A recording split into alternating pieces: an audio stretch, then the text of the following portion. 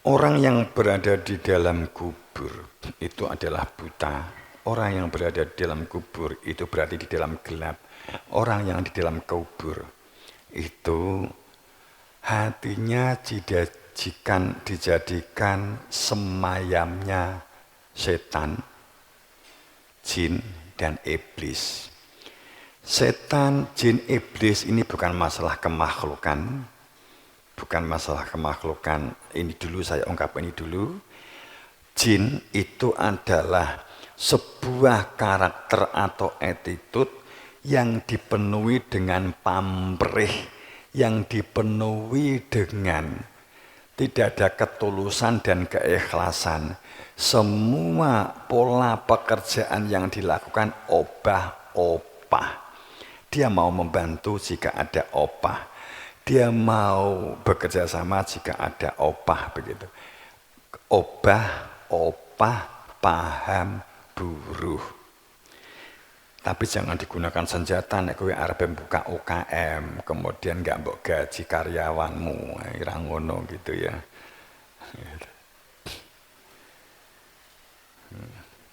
Jadi makna obah-opah itu adalah perilaku paham buruh.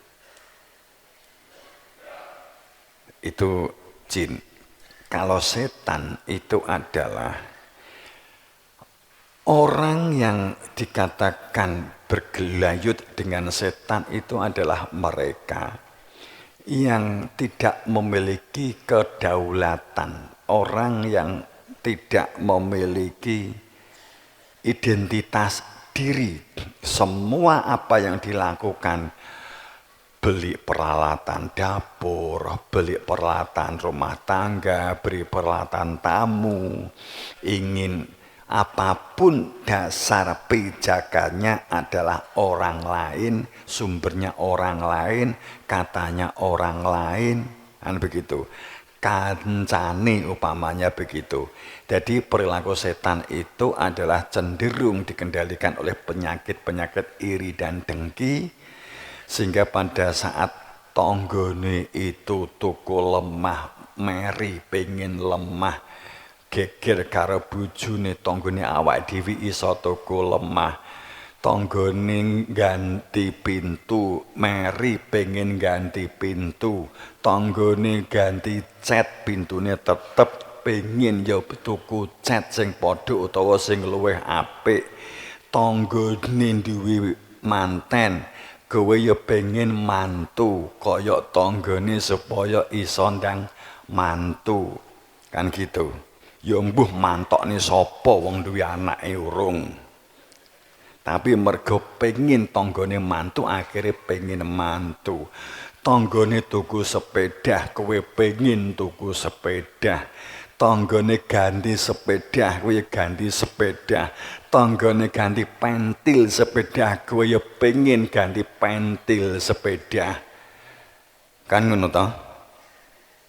Tonggone mati, kowe ya pengen mati.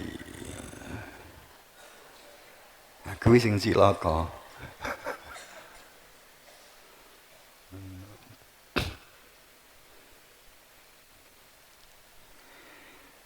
Jadi nggak berdaulat. Itu orang yang tidak berdaulat.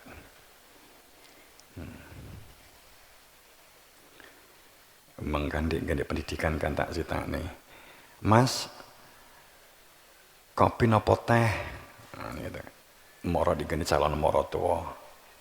Kemudian sing di arepe dilamar nawani, teh napa kopi mas? Terserahlah sayang. Nah, gitu. Kopi kena, teh kena. Hanya sekedar memilih teh atau kopi saja nggak bisa memilih. Ngono kok pengen jadi rumah tangga.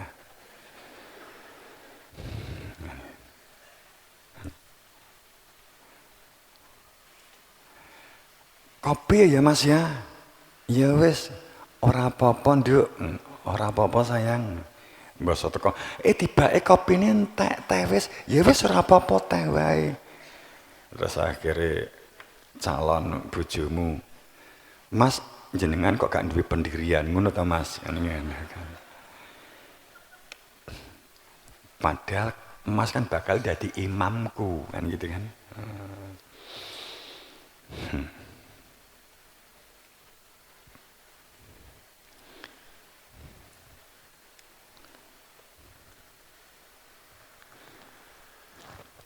Jadi sing mahasiswi nek golek bojo ngetes sing ngono kuwi. Nek bingung kopi apa teh ya? Ditawani kopi apa teh mikir. Kuwi gak iso dadi imam tenan kuwi kok. Wis ta. Mumet kuwi kok keluargamu.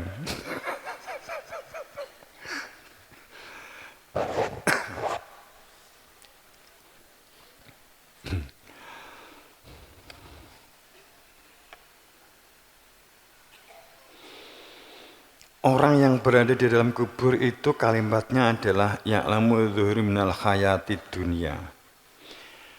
Orang yang hanya mengetahui tentang orang yang hanya mengetahui lahiriah tentang dunia. Jadi orang yang hanya memiliki ilmu atau pengetahuan yang lahir. Ya'lamu hanya mengetahui yang lahir dalam kehidupan berdunia dan tentang akhirat itu ghafilun, lalai. Tentang akhirat lalai. Saat Quran menyebut akhirat, pikiranmu ada dua. Tapi yang akhirat yang dimaksud di sini, gunakan dulu sistem kontekstualnya terlebih dulu. Karena lihat isimnya.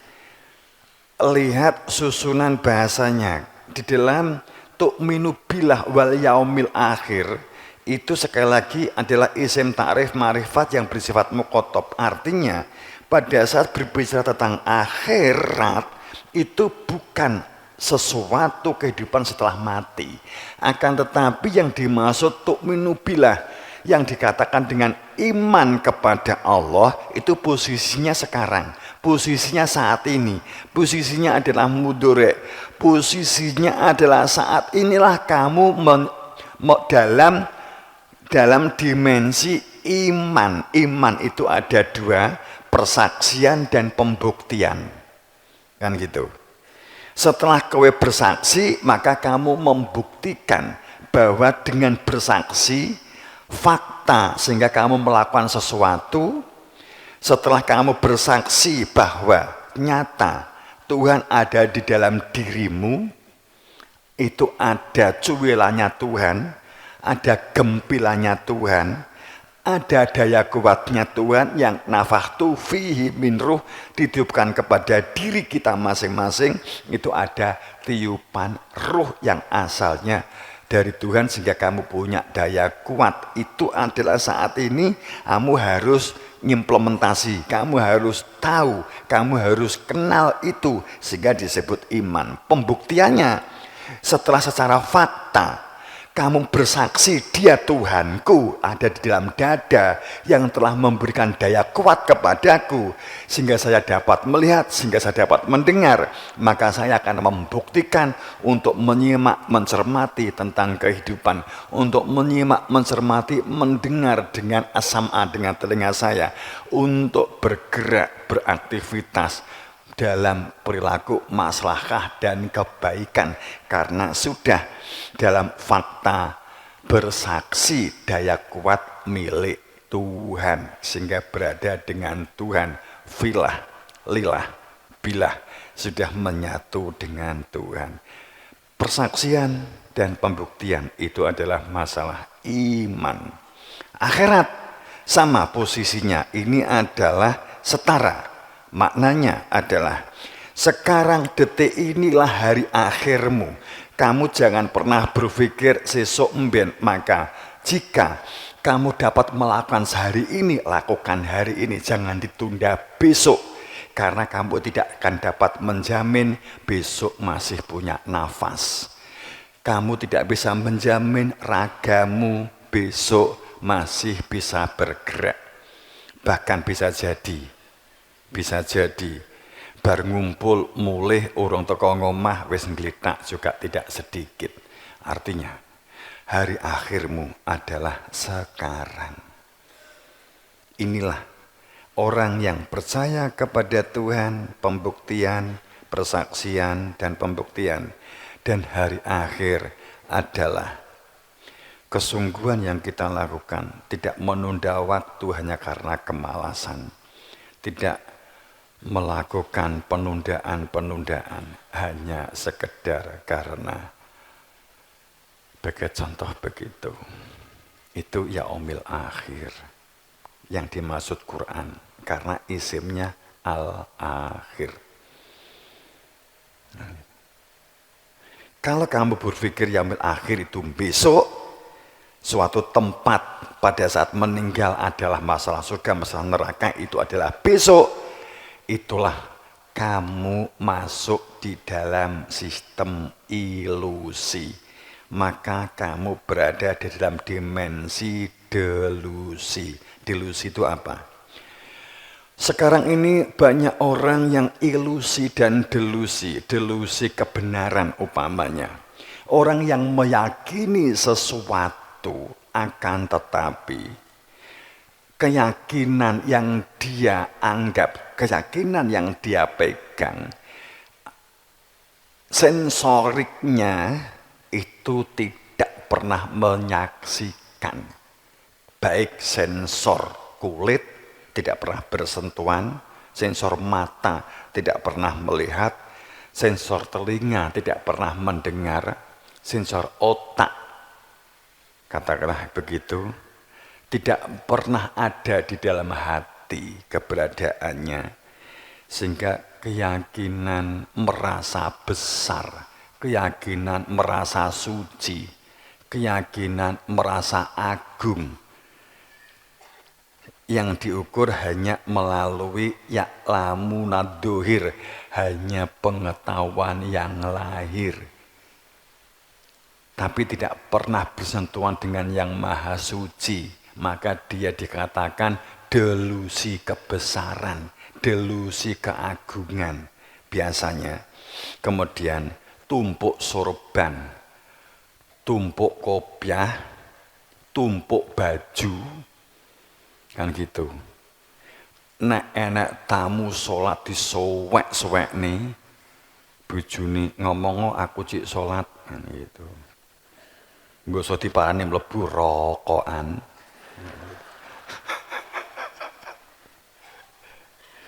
Kidung guyu nglakoni kita edan.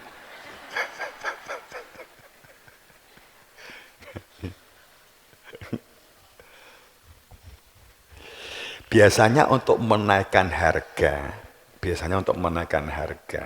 itu biasanya begitu. Jadi kalau diajak kemana, ayo malam mingguan, ayo mingguan.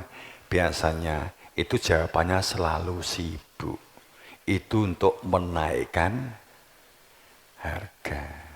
Sebab kalau selalu dijawab, ya itu murah harganya. Menunduk carane adil ya.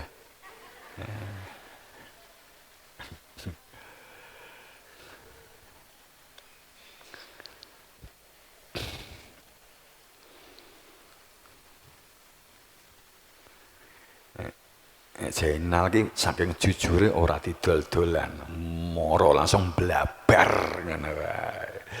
Wis rasah tuku-tuku nun aku nggunenya kan gitu.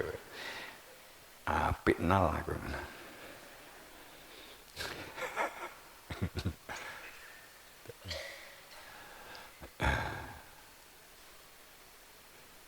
Wong ngomong kadang kan ngelakoni ya. Iya kan?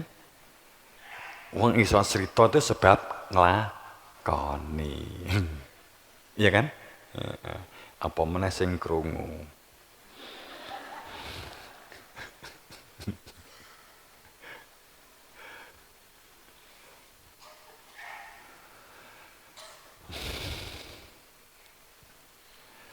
Mereka hanya memiliki pengetahuan lahiriah tentang dunia, tapi tentang akhirat, tentang fakta kehidupan itu lalai.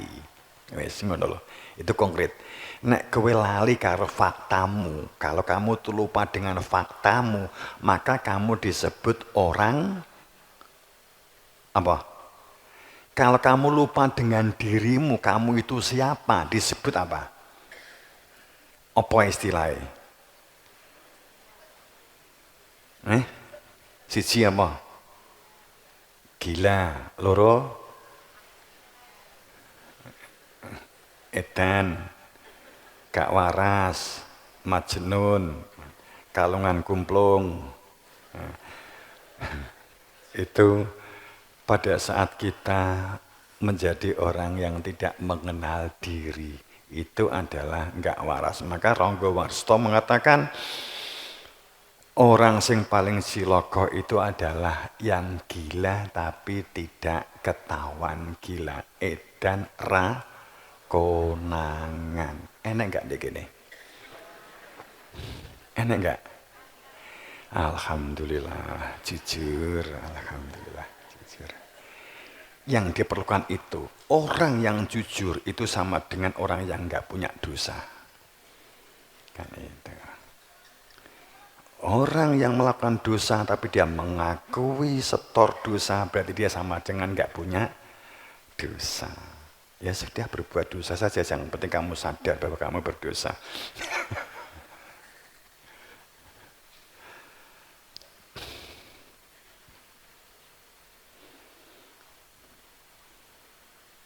Jadi orang yang hanya mengetahui orang yang tidak di dalam, orang yang dekat dengan Tuhan selalu menjadi bagian dari sebuah iman kepada Tuhan, itulah tu'minu billah wal yaumil akhir. Itu relevan dengan kalimat soleh, itu kan juga menjadi relevan. Bapak Ibu yang berbahagia, sekarang menjadi jelas apa yang dimaksud dengan hari akhir. Jadi tidak delusi. Halusinasi itu begini.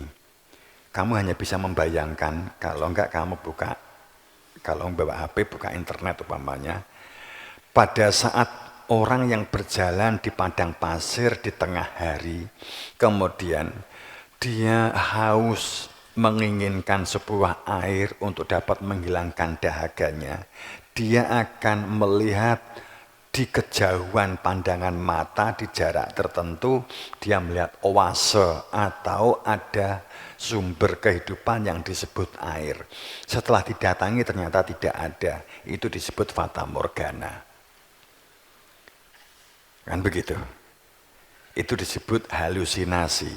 Saat kamu sekarang berpikir kamu sholat dengan sregep, kemudian kamu berhalusinasi bahwa kamu telah memandang di dalam otakmu, dalam sebuah keyakinan batinmu, seharusnya otak itu membuktikan dengan strategi setelah ada di dalam hati. Tapi seringnya manusia, hatinya harus percaya terhadap apa yang dilihat oleh otak melalui sebuah imajinasi, kemudian dimasukkan ke hati.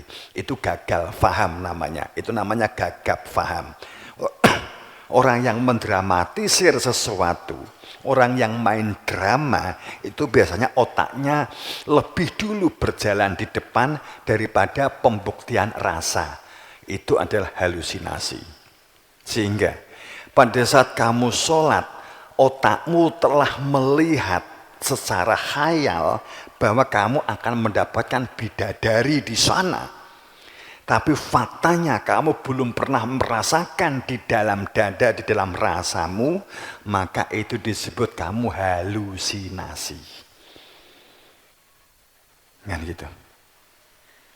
Sekarang yang menjadi masalah, apakah kehidupan sosial dan kehidupan beragama selama ini, apakah halusinasi atau tidak? Enggak usah dijawab. Enggak usah dijawab. Saya yakin akan banyak yang sakit hati. Itu ya. Enggak usah dijawab. Sakit hati itu sudah jawaban. Kan gitu kan.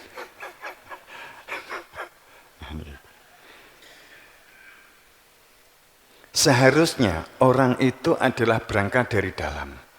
Pada saat kita telah membuktikan bahwa ini adalah teh, bukan karena atas dasar penglihatan mata, akan tetapi telah melakukan penglihatan rasa, karena dimensi teh ini tempatnya itu adalah untuk pembuktiannya bukan masalah mata, akan tapi pembuktiannya adalah masalah rasa. Kemudian otak mengambil data untuk berfungsi mengumpulkan menjadi statistik, memorinya menjadi statistik sehingga dapat berbicara tentang teh. Itulah yang disebut dengan sains, yang disebut dengan adanya pembuktian. Seseorang yang hanya berorientasi pada lahiriah tanpa isi tapi dikira itu dapat menghilangkan haus, itu namanya ilusi. Gitu ya. Tahu perbedaannya sudah ya? Itu namanya ilusi. Kalau delusi, meyakini sesuatu, otaknya pun juga tidak bisa membayangkan. Tapi iso ngomong. Wis pokoknya aku yakin, aku sebenarnya yakin. Kowe tau roh rasane? Gak. Tau ndelok? Ya ora. Tau maca? Enggak, tapi saya yakin. Itu orang yang delusionis. Tapi apapun istilahnya, baik ilusi, delusi, halusinasi, itu adalah kebohongan, kepura-puraan. Dalam kualitas tertentu mungkin dari ribuan yang di sini ini, saya yakin dalam kualitas tertentu pasti punya pengalaman itu. Kalau enggak, maka saya menjelaskan ini sia-sia. Supaya tidak sia-sia, saya yakin bahwa kalian pasti mengalami ini. Bagi yang istri pasti pernah berilusi dengan suami. Saat suami pasti pernah berilusi dengan istri. Buktinya istrinya dihapusi manut. Kan gitu. Ada perilaku rumah tangga yang diinginkan oleh pasanganmu itu adalah kebohongan. Walaupun gayane istri itu marah dengan kebohongan. Padahal jika kebenaran diungkap akan marah. Ya kan? Saat tidak diungkap senang. Saat dia bohongi. Kowe wis dadi rumah tangga wis 20 tahun. Kowe manggil sayang, bojomu seneng banget padahal kowe mau ngapusi. Ora. Kowe diceluk sayang lak seneng dah. Nggih ta? Kowe tau diundang bojomu sayang? Tahu. Paling duwer. Ngundang bojone ora beres. Sing wedok ya ngono, mbul, jambul.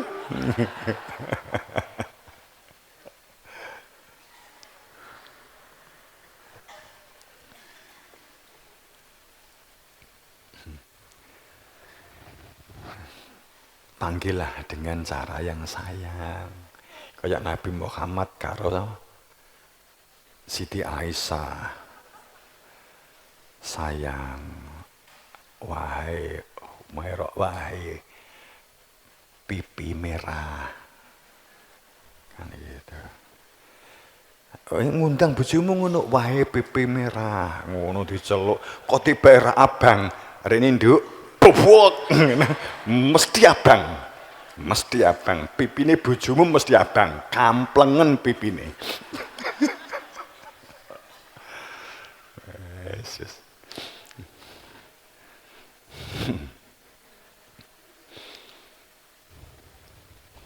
Nabi Muhammad digambarne playon di taman itu. Yes.